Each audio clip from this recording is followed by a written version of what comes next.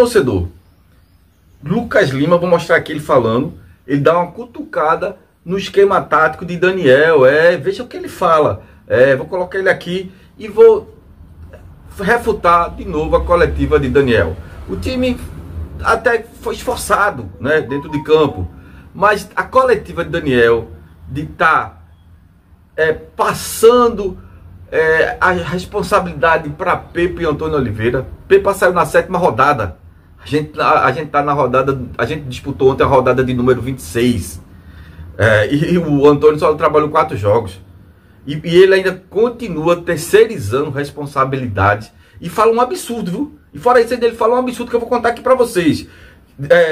Ele falou um absurdo de...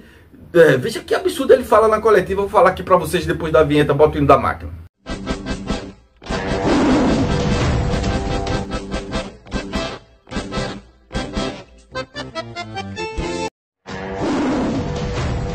Você é esporte, então você vem pro lugar certo. Aqui é seu lugar. Se inscreve, dá um like e aperta o sininho para você receber, senão você não recebe não. E ri pro vídeo se você é leão, é torcedor raiz do esporte, é torcedor de raça, para esse vídeo chegar para todo o consulado do esporte espalhado por todo o Brasil. Vamos lá, torcedor. O que eu quero dizer, o esporte ontem jogou bem, assim, entre aspas, foi um time voluntarioso, tentou esforçado. Mas aqui eu vou falar uma crítica que Lucas Lima fez, que para mim é pertinente. Eu vou colocar ele falando. E é muito importante isso para o esporte, pelo menos de Daniel, torcedor. Eu não espero que Daniel saia da zona do rebaixamento, porque ele já mostrou que não tem condições para isso. Ele não tem condições. Mas que pelo menos ele saia da lanterna, do 20º para o 19º, faltando 14 jogos. Pelo menos ele faça isso. Né? 8 jogos na Ilha do Retiro, pelo menos ele passe de 20 de lanterna, tira essa vergonha, fique em 19º. Pra mim tá bom, se ele conseguir fazer isso. Se ele conseguir, que eu não sei se ele consegue, porque na coletiva, torcedor, muita desculpa farrapada de Daniel. Vou até colocar um trecho, talvez coloque no final do vídeo um trecho, aí você assiste aí pra você entender. Ele fala que aí o repórter pergunta, acho que foi o Antônio Gabriel da Rádio Jornal, faz a oscilação, né? O time joga bem, joga mal. Entenda uma coisa, Antônio Oliveira saiu aqui, que só teve 4 jogos. Antônio Oliveira no Remo, Antônio Oliveira foi demitido do Remo essa semana e já trabalhou lá 3 meses no Remo. Veja o tempo que Daniel tá com essa mesma desculpa. Ele não consegue ter estabilidade. Ele não consegue sair da lanterna, isso é fato, né? Pois é, e são pontos que ele não consegue bater essas metas simples. Não é sair da zona do rebaixamento, não é passar 4 clubes, não é passar um clube só. Ele não consegue. E oscila muito o esporte. E isso é Daniel, oscila muito como treinador e o time dele oscila muito. O Antônio Gabriel falou e ele falou as desculpas. E eu vou falar aqui. Aí ele fala que porque eu peguei, veja, Daniel teve um privilégio que Jair Ventura não está tendo. O treinador do Vitória, né, da Bahia, que chegou, o Jair já entra para jogar. O Palermo, o argentino, que nunca veio para o Brasil, já chegou no Fortaleza para jogar.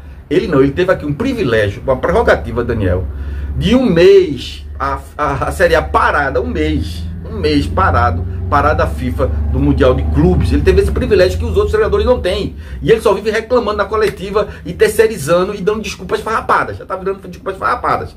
E terceirizando responsabilidade. Pois é. Mas veja só, o que eu quero dizer, torcedor, é o seguinte. Ele reclama de déficit de pontuação quando ele chegou. Eu já disse a você que Pepa saiu na 7ª, a gente disputou ontem a 26ª rodada. A pressão tá um pouco alta, tá 22-14. Ainda é tudo que Daniel não assume responsabilidade. Vamos lá. Aí ele faz, eu peguei um déficit de pontuação. Só passa pra Pepa. E Pepa foi que subiu o esporte. Então o esporte tava 3 anos na Série B, Pepa subiu o esporte. E o Daniel aqui falando de histórico dele, ele não tem histórico, nunca subiu em nenhum clube, viu? Ele não tem histórico, nunca subiu em nenhum clube, hein, na carreira dele. Vamos lá. Mas deixa pra lá. Mas vamos lá. Aí eu peguei um déficit. Aí o Gabriel, o Antônio Gabriel faz, do Rádio Jornal, faz a pergunta pertinente, contundente. Aí ele, eu peguei um time com déficit. Cara, por que ele não encara os déficits dele? Quando ele tá aqui, teve pré-temporada, montou, desmontou o elenco, trouxe 10 jogadores, botou 10 para fora. Por que ele não fala do déficit dele? Que ele disputou, eu vou arredondar, foi 39 pontos que ele disputou. Aqui o que eu tô me lembrando. Mas vou arredondar para 40. De 40 ele só ganhou 12. Ele disputou 40 pontos, 39 pontos. Arredondando para 40, vamos arredondar para você entender. E só ganhou 12. Você disputa 40 pontos e só ganha 12. Isso é déficit também. Ele não assume, aí depois ele faz na coletiva. Ó, agora foi contra o Corinthians que eu botei Ardelan pra jogar. Que eu botei o Ardelan jogou lateral direito na posição dele. Contra o Corinthians, um dia desse. Aí o Luan Cândido também. Eu tô na montagem do elenco. Todo. Pô, a janela de transferência fechou 2 de setembro. Todos os clubes que contrataram os jogadores na janela de transferência estão botando agora. Você entende isso? Que ele reclama da montagem do elenco. Ele dizendo porque tá oscilando. Porque, desculpa a farpada que ele fez o Ardelan. Eu botei agora contra o Corinthians na rodada 22. O lateral direito e o lateral esquerdo, o Luan Cândido, que veio do Grêmio. Eu botei também agora. E os clubes que estão contratando também na segunda janela de transferência. Que fechou dia 2 de setembro. Também estão botando agora. O Vitória está botando 1, 2, 3 jogadores. Que os jogadores foram contratados na segunda janela. Os caras também estão botando agora, os clubes. Desistir, a gente tem conversado a semana toda que, independente da nossa situação, a gente não pode entregar, tem que buscar força onde não tem. E acredito que hoje foi assim, a nossa torcida não apoiou até o final. Acredito que esse espírito de quando a gente tomou o gol é o espírito que a gente tem que jogar mais aqui em casa, de se expor mais. E é isso, a gente não vai desistir, vamos lutar até o fim. Pronto, isso é o trabalho de Daniel, isso que você tá vendo, torcedor. É isso que você tá vendo. A estreia dele depois de um mês de pré-temporada, a Série A parada, o jogo com Juventude. O jogo decisivo, que é o campeonato dele, que ele disse que quando perdeu do Palmeiras lá de 3-0, que não era o campeonato dele não, que era normal perder de 3-0 pro Palmeiras, que o campeonato dele era com os clubes de baixo.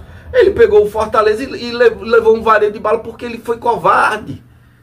Ele foi medroso de botar o time pra cima. Tá entendendo?